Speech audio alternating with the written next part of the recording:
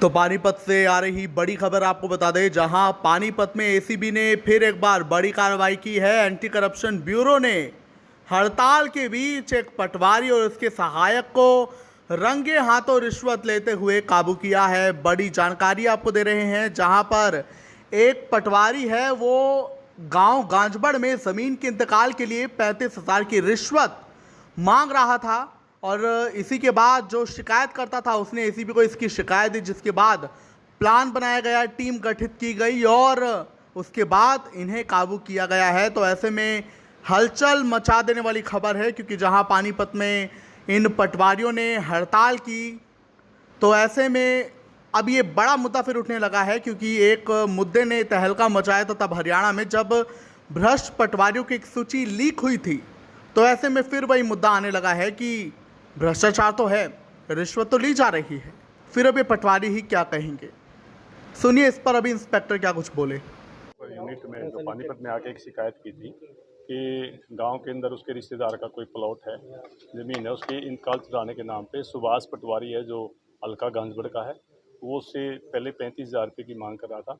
तो उनकी बातचीत हुई 20,000 रुपये में कि वो 20,000 रुपये रिश्वत के तौर पे और जो उसके इंतकाल चुराने के लिए मांग रहा है, और आज उसको कॉल करके वो बुला रहा है। तो उसने आज उसको बुला के और 20,000 रुपये रेड हैंडेड को पकड़वाया।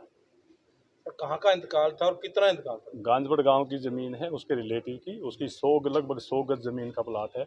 और वो उसकी ज़मीन जो कोर्ट का कोई केस चला हुआ था, कोर्ट से वो जीत गए थे और रजिस्ट्री उनके आगे में हो गई थी।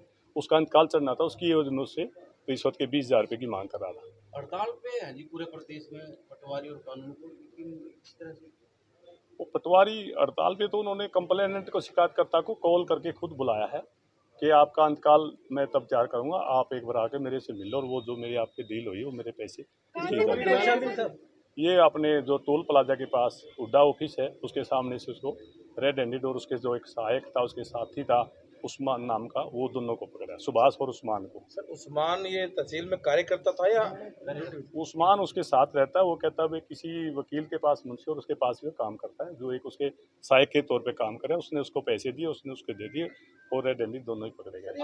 आज आप 3-4 फोन किए जी पैसे के लिए बार बार? बिल्कुल, शिकायतकर्ता को बार बार फोन कराया था, तो इसी कारण उसको वो जाके उसने फिर उसको रंगे हाथों तो सर उसने बताया कि शिकायतकर्ता को कि किसी से 2.5 लाख रुपए भी लिए थे इस काम के लिए।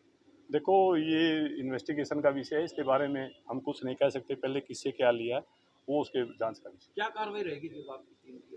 अभी आज दोनों को गिरफ्तार कर लिया है, अभी अदालत में पेश करके आगे की कार्रवाई अमल में लाई जाएगी। जैसे उस्मान तहसील में ड्यूटी नहीं करता था लेकिन सरकारी काम में कार्य कर रहा था, उसके ऊपर कोई अलग से आरोप लगेंगे सर? सेक्शन 7A का दोषी वो भी है, उसके साथ ही चाहे वो प्राइवेट आदमी है, अगर किसी से कोई रिश्वत के तौर पे पैसे लेता है तो सेक्शन 7A का अपराधी इसी एक्ट में आता है। अपना परिचय दे दीजिए। Inspector Rishipal, in-charge unit Panipat.